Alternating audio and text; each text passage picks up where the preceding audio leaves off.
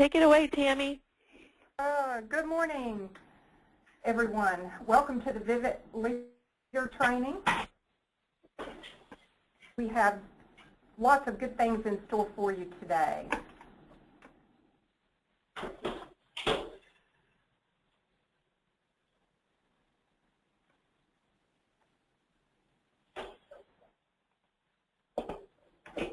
My apologies, my screens are not moving. Hit the page down button, Tammy. Try that. Yeah, I did. Okay. Hit Alt-Tab. Okay, here we go.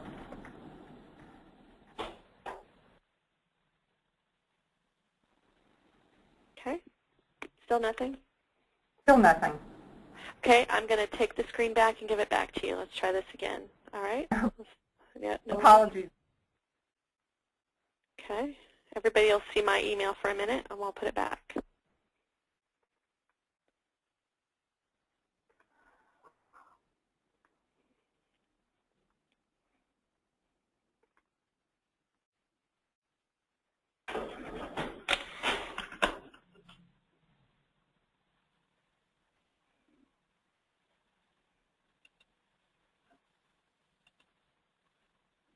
Are you able to move the slides?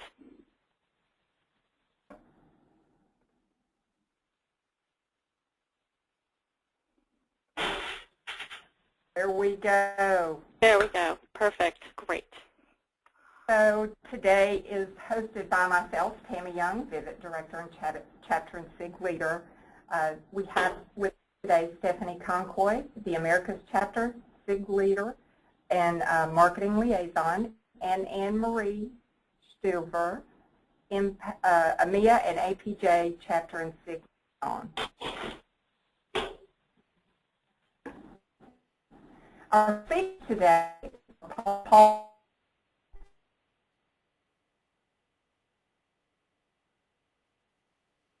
and Vivit Leader,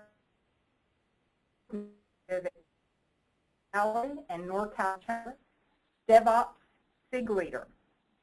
Mark Ford, Chapter Leader for the Carolinas, and Christian Gerdes, Vivit Director and a leader as well. Sorry about that.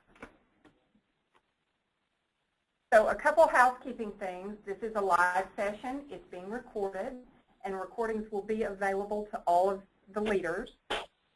Also, we have a Q&A session, so please type your questions in the questions pane. And the question pane looks like this.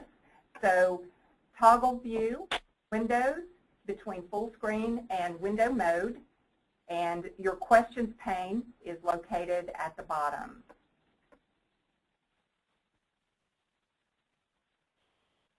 So the agenda today is find venues for your chapters and SIG meetings, and Paul Chauvelin from Florida is going to lead that. Plan joint chapter and SIG meetings, Paul Peisner is going to lead that. Add a virtual component to your chapter and SIG meetings, Laura Walker is going to do presenting on that. Use social media to get the word out about your chapter and SIG events. Mark Ford will be leading that. And social media options, Christian Gerdes, our Vivit Director for Social Media, and a Sweden chapter leader will be joining us to go over that. I would like to remind everybody about HP Discover Las Vegas coming up June 10th through the 12th at the Venetian Resort in Las Vegas. We are offering, Vivit is offering a discount if you enter SW Vivit. So we would like to encourage you all to register with that so that our website gets credit for that. Deep dive training sessions will be offered again. I don't know if any of you signed up for those previously, or if any of your members signed up for those previously, but those deep dive training sessions are really awesome and a great value for the money. So if you haven't looked into that, please do so. Look for more information coming soon. We distribute more information as we get more details from HP, so please check the sites often. So I'm going to turn it over now to Paul Chauvelin. Paul, welcome. Thank you so much. And good morning. Thank you. Good morning. Good morning. Can everybody hear me okay? Okay, I hope yes. so. You sound great, Paul. You sound great. Okay, great. All right, thanks. And the slides. Okay. So good morning. This morning I'm going to talk to you about what goes into finding a venue. While it's rather easy and what goes into it is just more or less a whole lot of common sense, there are actually a lot of things to consider when selecting a venue. Some things that we have found helpful is really identifying active chapter members, folks who participate in the meetings, show a lot of interest in the different tools and ask a lot of questions. They typically will be more than glad to help in finding a venue to host a meeting. So we try to build strong relationships with these attendees. And another thing we look at is identifying the top 3 companies with the highest number of members. Because a lot of times those folks, you know, they talk and they might say, hey, it would be really nice if we held the meeting at our office so we wouldn't have to drive here or there. So keeping those close relationships with your members and the folks who represent the top 3 companies is very helpful because they typically want to host if they can. Another thing we try to do is identify active HP customers, and we work with HP sales to help identify HP customers because it helps drive membership and it also helps in finding a venue. One question to ask your attendees, your members, is how does the start end time influence your meeting? Will they have access to the facility after normal work hours? Typically our meetings are from 5 to 7 because we have found with our members that their bosses don't like them for the most part leaving work, although it'd be nice to have more daytime meetings because there's a lot of value, especially for their jobs. But we have found our folks typically like to meet off hours. So one of the things we always need to coordinate is what kind of access we'll have to the facility after hours. Will there be people there to help folks in if the doors are locked? And one thing is to always be sure you're kind and courteous to office building staff, and that goes without saying, of course, but a lot of those folks are staying later than they normally would. We've had that with some meetings where office support staff have stayed later than their normal work day and been very helpful, and we want to come back. And so we're always very appreciative of those folks who go the extra mile to help us have a successful meeting. Okay. Other things to consider, can the venue provide what you need for the meeting? Do you need a projector, screen?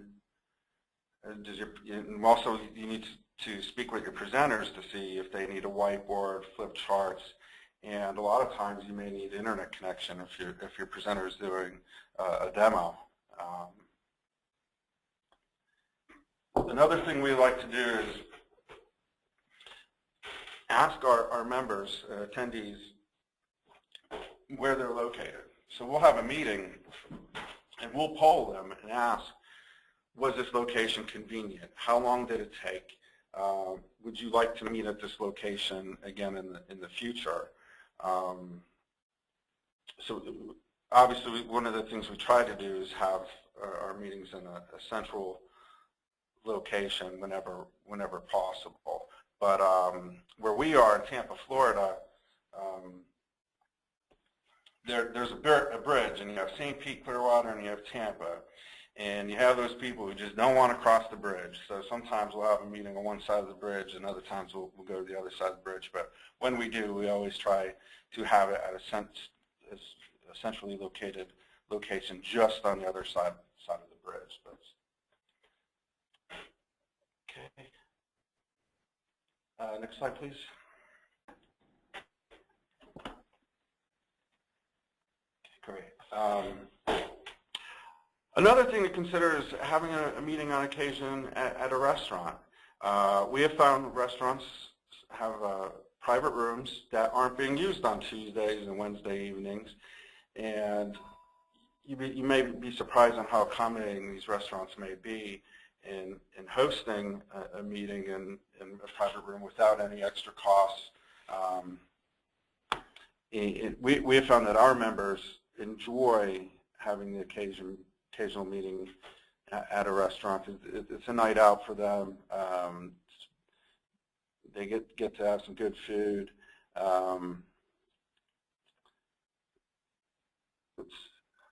So another thing we consider is the cost and how it will be covered. Typically, we find a sponsor, a company that is active in the local user group, the Vivit user group, and partner companies typically are more than willing to sponsor. And HP, you can work with HP Marketing and also Vivit. And as I was saying before, our members like the occasional restaurant meeting because it's fun. It's fun to get out and have a nice night out with like colleagues and discuss the different tools. And we have found our folks really enjoy it.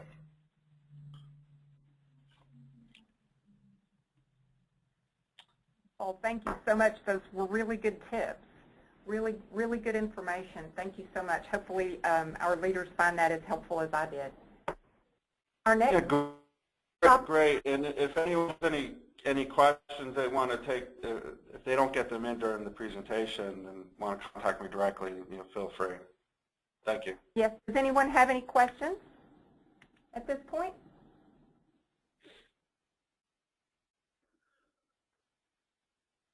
Not at this point. So we will continue. Vivit Topics and Networks. I'd like to present Paul Peisner. Paul, thank you for your presentation today. Welcome.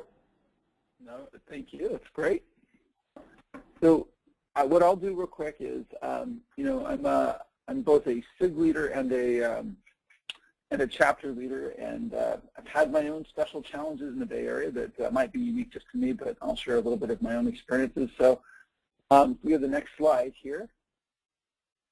What I did is I saw an industry change, and I was tipped by HP that there was going to be a lot of investment in the new space. So I volunteered for a topic SIG, which I felt was kind of quickly emerging, called DevOps. And we have a lot of Agile trainers on our staff, and so I volunteered to assist with some of the Agile special interest groups. So that, in addition to running the chapter, has been kind of this new adventure for me. What I did is I started listening to both the industry leaders in these emerging conversations and blended them with my Vivit groups. And I would say that about half of the activities I'm involved with are not necessarily Vivit logoed. They're Vivit supported, but they're community events around topics and interests that the community is interested in, but aren't necessarily Vivit specific. So I probably spent the last year and a half really getting educated by people much about what those topics are and what topics the chapter folks are really interested in. And then I've reshaped a lot of the agendas, kind of like Paul. And Paul, it's a great chapter. I've had the opportunity to speak at your group, and just a great, warm community, and the buildings used are excellent. Out in my area, we have the similar problems where we've got people who don't want to cross the bridges. We've got 3 areas we're trying to manage. So we try and keep people connected by email and conversations, and it's not necessarily centralized to myself, but decentralized to a lot of other people. We ask for feedback, and if there's one thing the internet has taught us is that feedback is the easiest way to connect with people and the easiest way to get smarter about what you're doing. So asking for feedback on a regular basis. If you didn't come, how come? What topics would be more interesting? How do you break up the topics, the regions, and really address those efforts? Likewise, when identifying speakers, there are people both inside of and outside the HP circles that have very interesting topics, that are very passionate about what they do, and that passion generates a lot of interest. It brings out a lot of people from organizations that may not be really active year-round, but because of the show up in the evenings, or they'll participate in a virtual online session.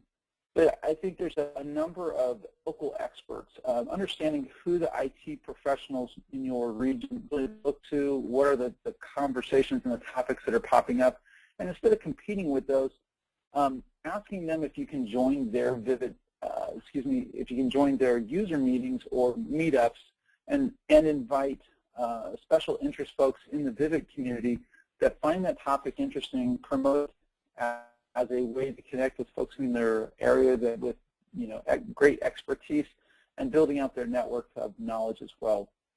I think working with those local groups, sharing the costs, sharing the facilities, blending your efforts with other leaders, making sure that you can promote Vivit to folks that are attending meetups, and having user groups become aware that there's a subset of the user group that might find the Vivit chapter interesting as well.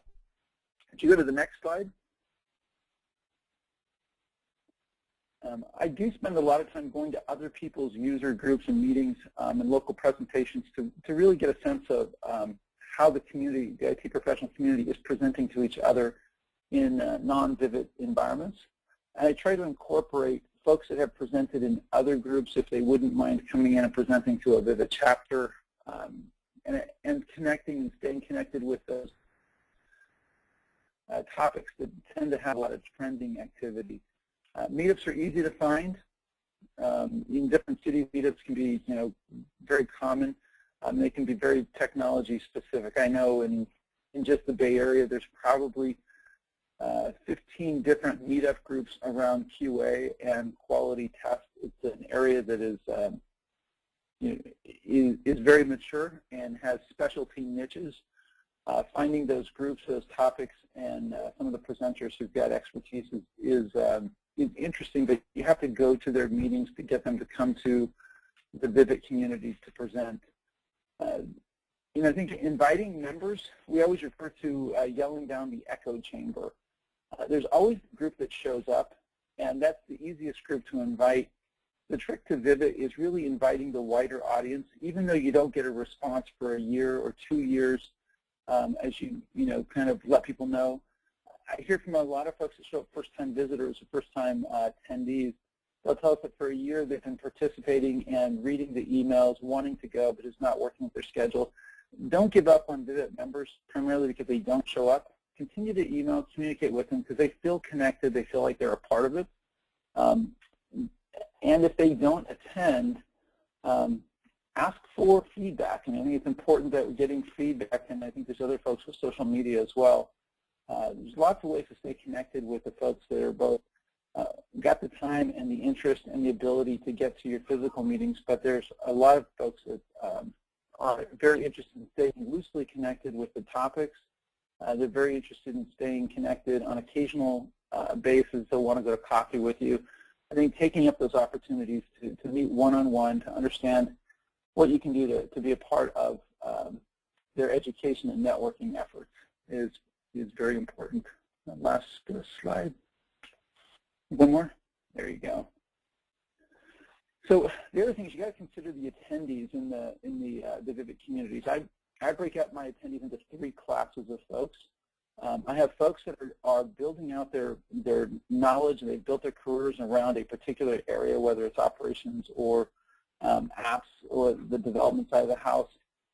They're the folks that are very interested in what Vivit can do to help them from an education perspective. They're very interested in the tactical networking and exchange of ideas. There's also folks that are very interested in how to manage those people. So I do have another layer of folks that they're understanding the people side of those skill sets. What kind of training should they be bringing in? Who should they be talking to? What technologies are coming around the corner that they should be aware of and provide education for their teams? And then lastly, we're getting a large number of executives who are funding a lot of technology discussions. They're funding both current and future environments. And those are my executive folks.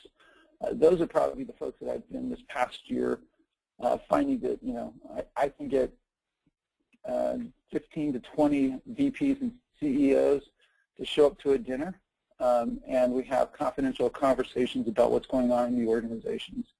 So that's been, for me, it's been a very interesting evolution in the local chapter. Is the higher up folks are looking to understand what's going on down in the trenches with professionals who are asking to do things differently. They're trying to get a sense of how things are working. So companies have strategies, aligning with those and exploring with those as they change. The technologies are changing dramatically. So you're seeing HP invest in a lot of viral technologies, a lot of getting started small technologies, as well as higher level executive strategies. The PPM tools, the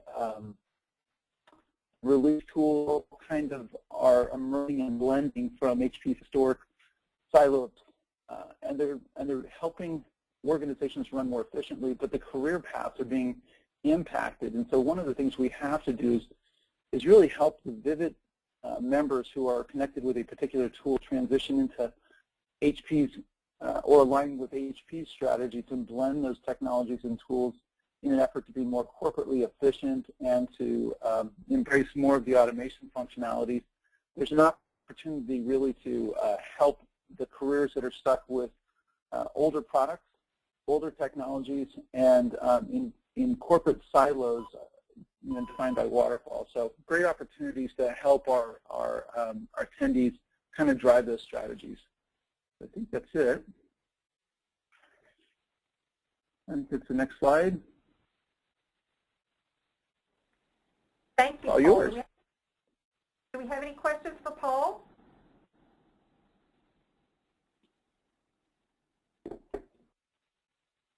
Paul, I don't see any right now, but should anybody think of anything, please go ahead and enter that in the questions pane, and we'll get with Paul after at the end of the meeting. Paul, thanks again. That was great.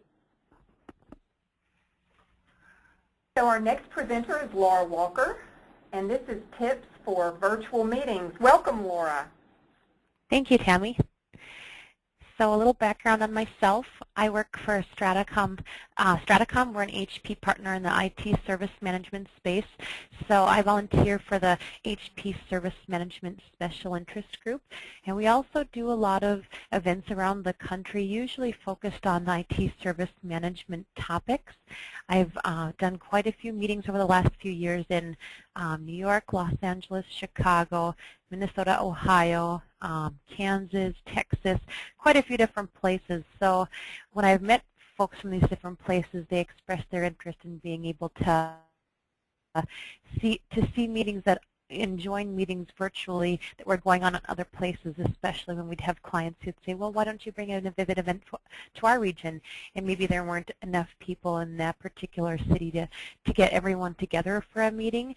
But we thought that making our meetings virtual would be a great way to be able to bring the content to other areas while still supporting the chapters and getting people together physically in larger areas where there are quite a few users. So the things I'm going to go over are things that I've learned by trial and error through making meetings virtual at the meetings I've done over the last 4 years.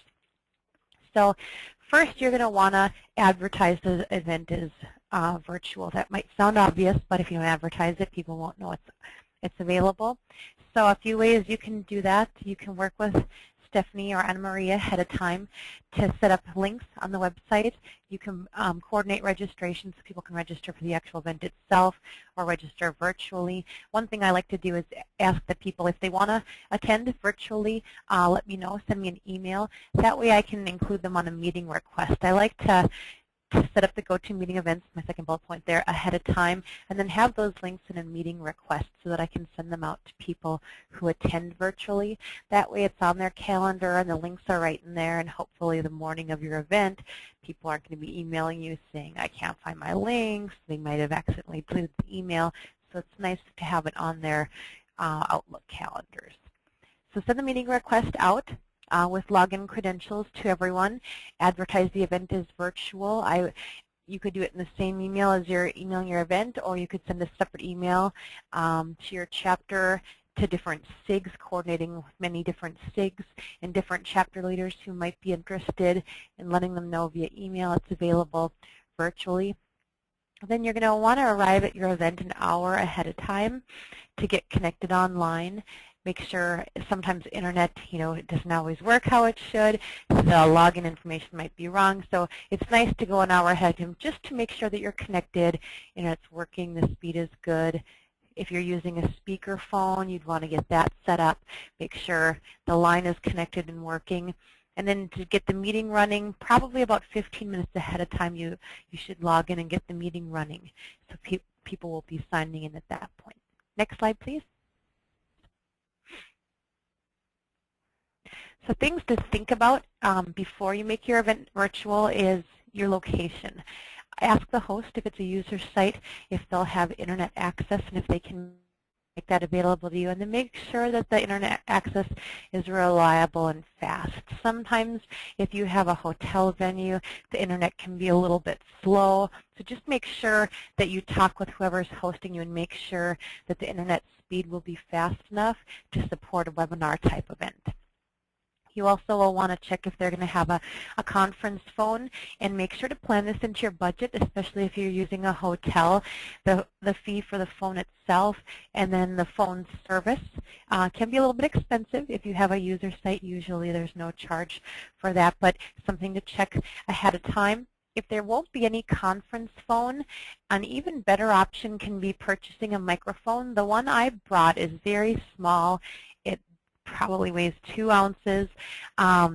It's probably about a foot high, but it plugs directly into the laptop that I bring along. And the nice thing about the microphone is it does a much better job of capturing the speaker's voice, especially if the speaker likes to pace back and forth. You can also use your laptop microphone, but you're going to have to ask the speakers to stay relatively close. So that can be challenging for people who like to walk around and engage with the audience. So I think the best option is just the lightweight, cheap packable microphone for the laptop, and conference phone would be a second best choice. Also to think about ahead of time, talk with the people who will be presenting that day and see if they'd like to send you their presentations in advance, or if they're going to want to have have the presentation transferred to themselves. So the ideal way to run these meetings when you're doing a webinar is to have all of the presentations run off of one laptop. Then you don't have to transfer from speaker to speaker and things can get dropped. That's the ideal way, but sometimes people will want to have control on their own laptop if they need to remote in, do a sandbox, or do some sort of a demo. If that's going to be happening, talk with them ahead of time, and you might want to do a little trial run, set up a practice go-to meeting, and just practice passing the presentation back and forth, making them the presenter and then taking it back, so that you know ahead of time how it works and how the tool will pass presentations back and forth. Next slide, please. If you'll be at a paid venue, you want to just double check costs ahead of time. They're going to charge for internet. Sometimes, they should always have wireless internet access, but it's not very fast. Maybe they have wired internet access. Just double check the price of the conference phone, and then verify the internet speed, as we talked about. Next slide. So a few other notes on preparing. So make sure the meeting is set up ahead of time.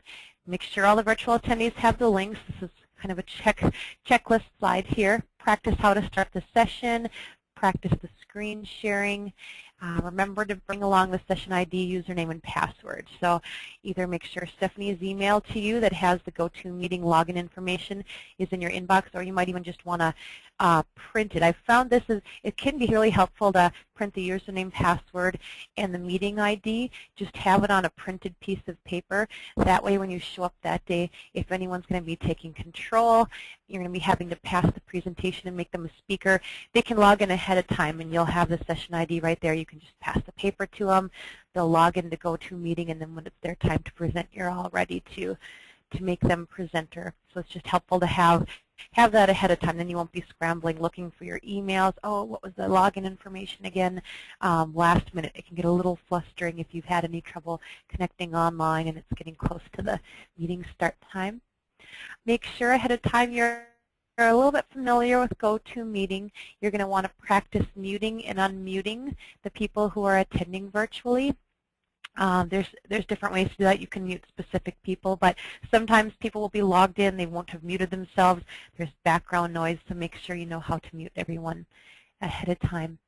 And if your laptop will be used to run the webinar for the entire day, I'd recommend bringing a second one if you can, even if it's an iPad, so that you can log into the virtual meeting as a user, or you'll need to log in as an organizer again, because you're going to want to monitor the chats and the questions that are coming in.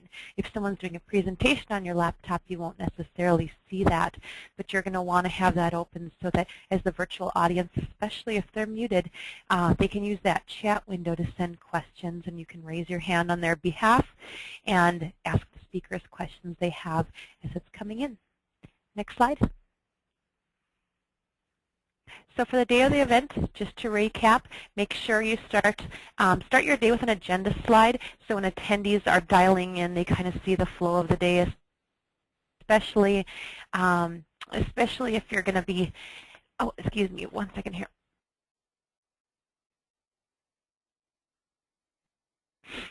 Sorry about that. I'm still fighting a little bit of a cold and cough. So make sure there's agenda slide up, especially if you're going to be talking with people and people are coming in late. You might not start exactly on time, but at least the webinar is going. They know it's going to start at 9. They can kind of see the flow of the day. It's also helpful to bring this agenda slide back up over the lunch hour so that they can see if they're still logged in, that, okay, we see that they're going to lunch, or if people are just joining for the second half of the day. When they log into the webinar, they can see you're at lunch break, just in case they didn't pay attention to the agenda ahead of time. I would also recommend having people dial in after registration. So typically when I host local events, I'll start an event like at 9:30 or 10. The first half hour will just be registration and networking. So I would have your presentations and your webinars start right when the presentations start. Normally I do a little bit about Vivit, promote the Discover conference, and do introductions around the room. If I have virtual attendees in on this piece of it, I've found that I get a lot of emails and chats saying, I can't hear them, who's there? And I get a lot of complaints about it, and I don't think they're very sympathetic to the fact that these rooms can be really large and that we're not passing a microphone around. You'd have to basically walk around with your laptop and microphone. It would be really difficult, but attendees don't seem to be very understanding of that. So it's best just to have them dial in when the presentations start, or if you are starting it early, just let them know that it's a large room. They might not be able to hear everyone who's dialing in. Give a special introduction for the virtual attendees. As they're dialing in, they may hear you doing introductions around the room depending on how early they dial in. They may hear you talking. They might hear people kind of coming and going. So at the time you're starting, let them know we're glad to have you. The meeting is going to be starting now. So just make sure to address them so that they have an idea of what's going on. Same goes for lunch break and restroom breaks. If you're going on lunch breaks, let the virtual attendees know we'll be breaking for 10 or 15 minutes for a restroom break. We'll be back. You'll let them know when they can tune in again. And for the lunch hour, if you want to shut the webinar down and let them know to log back in, that's fine. Otherwise, if you want to mute or pause the session for an hour and just let the virtual attendees know, especially if things get a little off track, if the speakers go long or short and your lunch break starts a little early or a little late. Just make sure to address the virtual attendees. Same at the end of the day. Thank them for attending, letting them know the webinar is now closed. You'll probably continue on with other networking, but just make sure that you address the virtual attendees so that they know what's going on, and make sure you're close to the microphone when you do that.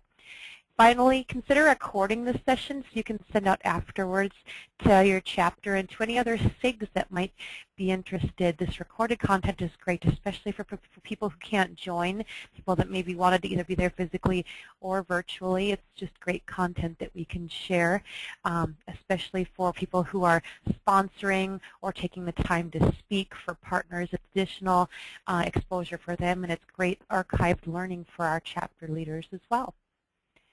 I think that's my final slide. Can you check, Tammy, if I have another? All right, very good. If you have any questions, feel free to email me at any time. I'd be happy to send you my virtual checklist. I have about a 2-page document that talks about virtual meetings. Let me know if I could help you. Laura, thanks so much. All really great information. Thank you so much. Our next presenter is Mark Ford, Chapter Social Media Ideas. Hello. Welcome, everyone. Thank you. Do you have the slides up? Because my screen just went blank. But, oh, there we go. All right. My whole session locked up there. So, all right. So, yes, Mark Ford, and I'm here to talk about some social media ideas.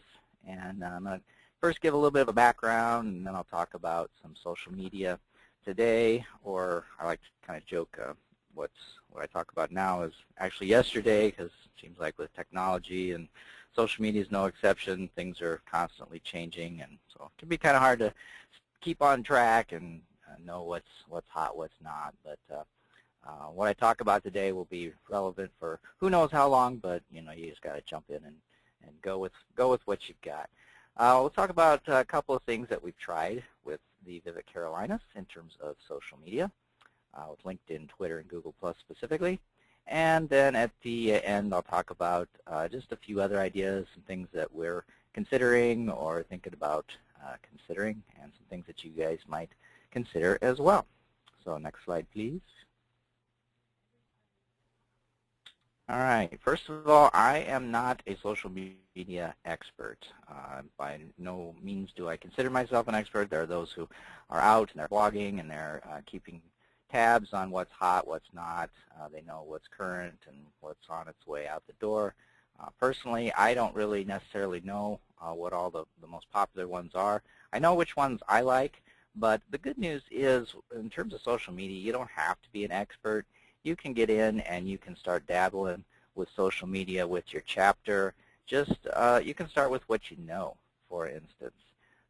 You don't have to worry about necessarily tapping into the most popular ones or hitting all the most popular ones. You can just start small. You don't have to be an expert. You can just dabble. And personally, for instance, I have some experience with LinkedIn, Twitter, Facebook, Google+.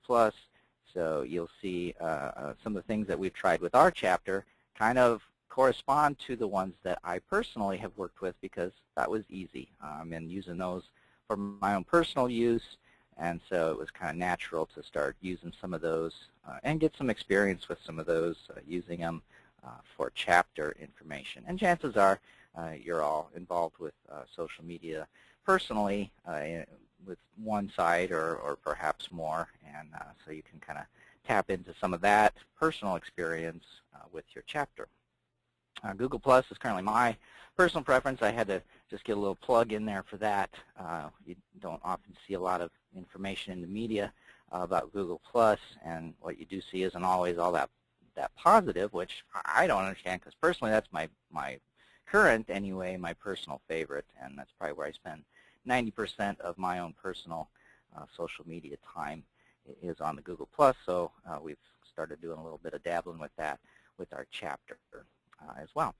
And a couple of cross-posting services that I've used in the past. I don't really use them much anymore, not currently. But cross-posting services are kind of nice. They can save you some time if you want to communicate information about your chapter across several different social media sites. It can be a little time-consuming to have to log in and post to each one and copy-paste and log in, log out. These cross-posting services allow you to just create one post and then post that to all the social media accounts that you have registered with that. Some do just one or two, some do quite a variety of them. These are two that I've used. I know there's a lot more out there, and you might know of some that you've used personally. I've kind of dabbled with them. Sometimes I like them. Sometimes I just like to log in to each one and copy, paste. Okay, next slide, please.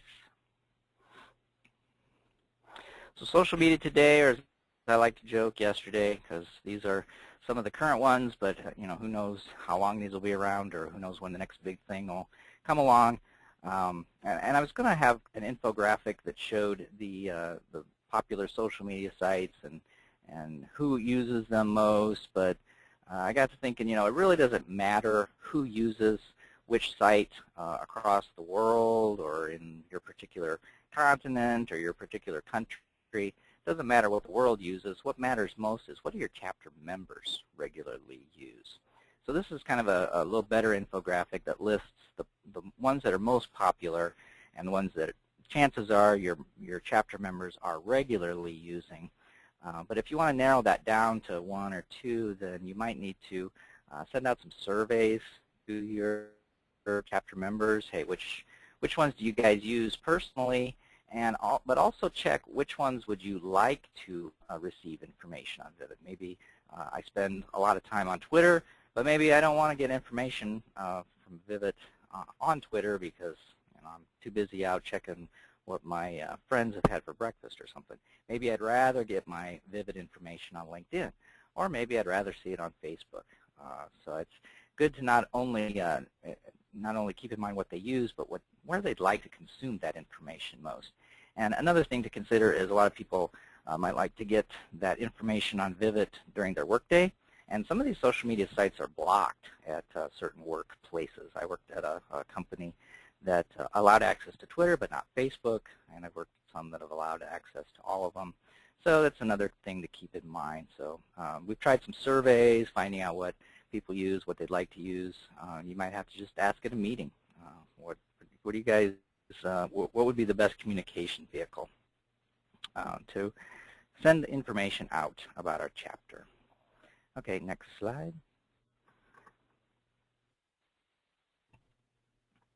So some things that we've tried here at Vivit Carolinas, we started with LinkedIn, and that's kind of where I had personally started with some social media. Heard about it at work, so kind of logged in, created my own account on LinkedIn and got started with that. So it was kind of a natural progression to start getting some information about Vivit Carolinas out there on LinkedIn. And on LinkedIn, you can create a group for your chapter, so that can be separate from your own personal account. And these groups can be public or private, so you can have a group where anybody can join, or you can have it private where people have to know about it or ask about it or request to join. Kind of depends on whether you want to keep some of the public out that might cause some trouble or be cross-posting information that might be inappropriate or trying to sell you things. For the most part, I think we have ours pretty public and let people in. You can kick people out, I guess, if they're causing trouble. But your chapter members that have their own LinkedIn accounts can then join your group, and they will get information that you send out about your Vivit chapter. And LinkedIn can be good to have discussions. You can post a question, and people can post their answers, or you can get some discussion going about different HP tools. You can send announcements about your chapter, upcoming chapter meetings, or just general information about the chapter. And one of the nice things is you can raise awareness about your chapter and Vivit in general. So if you have some activity out there on LinkedIn, for example, and people are out and they're doing searches for, maybe they're searching for HPA Call Center or the different HP, they might run across your information out. And they might say, oh, wow, I have a chapter here right in my city, and I hadn't even heard of it yet. or there's a chapter nearby, or there's a SIG that I hadn't heard of. And they start seeing information about Vivit, they start looking into it a little bit more, and then they can join and become chapter members, possibly. Okay, next slide. So here's just a brief look at what we've done with LinkedIn, so you can put kind of a picture, and you can put information about your chapter out there, which is kind of nice. Next slide. The next thing that we dabbled in was Twitter, because again, I had got my own Twitter account, started dabbling in now a little bit, and you can create a separate Twitter for your chapter, and these accounts can be public or private, and your chapter members, if they have their own Twitter accounts, they follow your Twitter account. Twitter's a little bit different in that you have to be real brief with your communications, which is something that kind of appealed to me at first. I tend to get a little verbose. But it's good for sending out information. There's not a whole lot of interaction, but it's good to send information about your chapter events, articles, things that you see in the industry, things that you see with HP. And again, raising that awareness. So people get on, they do searches in Twitter, they could run across information about your chapter and about Vivit in general. And it just raises that awareness. So go ahead, next slide. And you can get kind of fancy with these, and you can set up your own backgrounds and kind of get a good feel for the chapter. Information slide. And the last one that we've dabbled in and is with Google. Do brand page chapter, and there's also communities you can have. And again, these can be public or private. It's your choice. Chapter members can follow your page if you're on Google+, by adding it to their circle or join your community. And again, that's kind of like LinkedIn. You can have these discussions, send announcements. You can do something with online events through Google Hangouts with your Google+ page, which is kind of interesting. And again, raising that awareness. So go ahead, next slide. And here's just an example of the Google+ page that we have out there for our Vivit Carolinas. And next slide. And just an example of a community that you can set up, which gets a little more discussion, kind of interaction on topics. Okay, next slide. And if you do get some of these set up, then make sure on your Vivit Worldwide page, on your personal chapter page, you have some links to the different social media sites that you have out there so that people can find it. Next slide. And some other ideas. So you'll notice that Facebook was kind of absent, and that's mainly because I personally have some issues with Facebook and don't necessarily like it, but which might not be the best decision. Maybe most of our members use it and would prefer to get their information on that, so maybe it's something we need to look at since we haven't had a whole lot of activity on some of our other social media sites. But one other thing here, just real briefly, is with Google Hangouts. Something that I wanted to kind of play around with and have not had much of an opportunity yet is with Hangouts. And I thought that might lend itself well to roundtable type discussions where you can have up to 10 people in an audio-video type of roundtable session, and you can see everybody in the session, and you can have some different topics, and you can discuss it. Others can watch the participants discuss the topics, and they can also watch later on YouTube, and you can also record information about your chapter. So some other things to think about: cross-posting. Do you want to get involved with that, or do you not? Do you want to involve others? Maybe your leaders aren't real well-versed in social media, but maybe there's one or two chapter members that you feel confident representing your chapter in social media, and always searching for new ideas and trends. And my main advice is start with what you know. If you're hesitant about it, just start with what you know personally and start working with that, and you can build from there. All right, and that's it. Back to you, Tammy. Thanks, Mark. Thank you. Wow, that was great. You've got some great pages. Thanks. Do we have any questions for Mark? If not yet, then go ahead and post them, and we'll get back with Mark at the end of the session. So our next presentation is Christian Gerdes, Social Media Options. Welcome, Christian. Thank you, Tammy.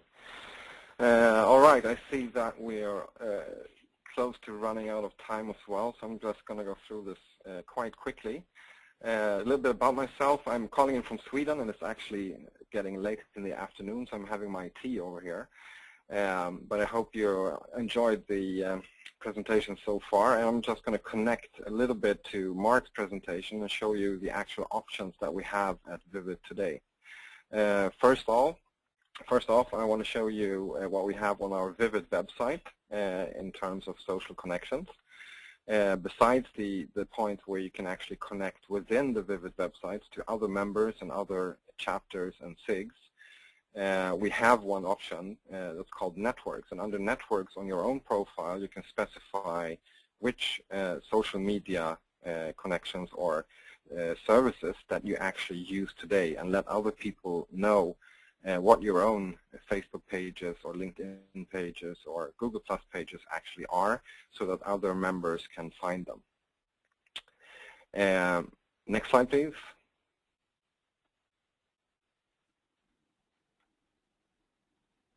All right, and I'm also going to talk a little bit about what Vivit as an organization does on social media. One of the social media platforms that we use today is Twitter. And we would like you as chapter and SIG leaders and also your members to follow our Vivit page on Twitter, which is called at Vivit Worldwide. And please ask also your chapter members to follow us so that we can increase the number of members and people that we can actually reach using our own Twitter accounts. You can also let your liaisons know, like Stephanie Concoy and Anne-Marie Stuver, and what your own Twitter ID is if you're using Twitter yourself, and we're going to make sure that we are actually following you on Twitter. And we can also, when you do posts, then we can also retweet these posts. Next slide, please. Now, Vivit is also on LinkedIn, which is actually our biggest social media service that we see that our own members use. We keep track of this by the option that you saw previously. When members on Vivit actually use LinkedIn, we can see how many of those are actually using LinkedIn. And our group is called Vivit on LinkedIn. And same goes here. We would like to invite your members and yourselves to actually join the group on LinkedIn on Vivit and be part of the information that we send out. Next slide, please. The next community or social media where we are available is also on Facebook, but we see that Facebook is not that popular on our Vivit members. Now, that's probably because for many people Facebook is more of a personal or private site where you have connections to your friends, but we are also available on Facebook as well as HP Software itself. So same here, we would like you to invite you to follow us, to connect to us on Vivit. Now, what you also can do is basically let us know. Please do, as Mark suggested, create your own profiles and pages for your Vivit chapters, and let us know that you have done it so that we can promote this using Twitter and LinkedIn and those pages that Vivit have themselves. Create posts about your events and your webinars, and again, share them with us so that we can let others know that follow Vivit on the social medias where we are available. And again, just a reminder who you can contact and let us know. It's Stephanie and Anne-Marie, which are your contacts. What we also are working on, I think this is my last slide. I also prepared some questions which are going to pop up in a few seconds. But we're also working on creating a Google Plus page for Vivit. So very soon this will be available as well, so you can connect and join us on Google Plus. All right. I don't think I have another slide, but otherwise pop up the questions, please. Okay. You don't, and so one question did come in regarding the social media. So speaking on cross-posting, do we do any type of compilation of all chapter feeds, such as pulling all the Twitter feeds together? That was the question. Well, I think we occasionally do this at events. I know we did this at Discover in Barcelona at our Vivit booth. We actually had a service that would collect all information and things that were tweeted on certain hashtags that we used during the Discover event. So that's something we do, especially on events. But besides that, please suggest other ways that we can use these kinds of services. All right. And Mark, what about you? Did you hear the question? Yeah, we actually, I haven't done a whole lot with the social media lately. I kind of go in spurts where I'll be real active in it and then a little less active. So, but yeah, I'm other than like cross-posting just to get the information out, I don't know what there is to aggregate that and send it out. Okay. All right, very good. We do have a survey following today's leader training, so I encourage everyone please to complete that survey. That concludes today's webinar. I want to thank all of our presenters and our speakers. Thank you so much. Sorry, Tammy. Excellent. Tammy, sorry Yes. to interrupt you. This is Henry. Hi. We still have the poll questions. I've just opened that up for the audience. So we'd like to, your opinion. Christian, do you want to read them out? Yeah, sure. Actually, I thought because we were running out of time, I thought, okay, we're going to skip the questions, but now I'm happy to actually see them. And this is basically for us to get a better view of what are you actually using today. So our first question is about your own personal profiles and what social media options that you use yourself today.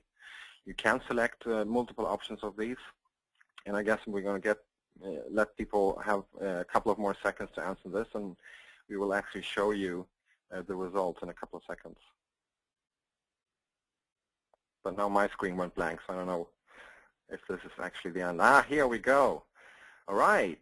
Not surprisingly, as on our own Vivit pages, LinkedIn is the biggest one, but Facebook is as big as LinkedIn, which is quite nice to see. So all of you actually using Facebook, please like our Vivit page on Facebook, because it's not really that big compared to LinkedIn. All right. The second question is, instead, on those social networks that you use today, which social network do you prefer to use in order to engage in other company pages, group pages, or community pages? Here again, you can select multiple options. And we'll wait another few seconds just to give you a chance to answer.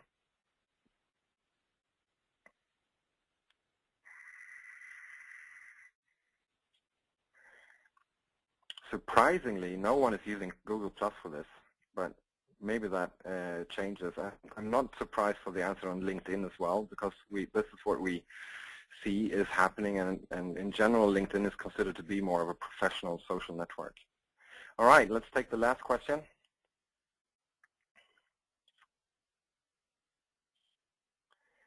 Now, this last question, I would like you to consider, as a Vivit leader, where would you like to engage the most in actually promoting your Vivit chapter or your Vivit special interest group? And here the option of using our own Vivit Worldwide page is also available, but still I want you to honestly just answer, where do you feel to put in your own personal time in order to promote your chapters and SIGs?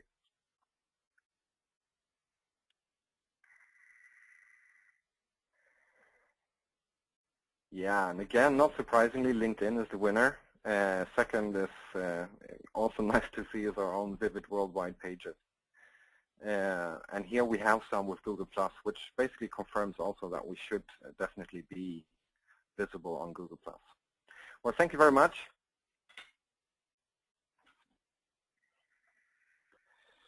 And Tammy, I hand it back to you to finish this off.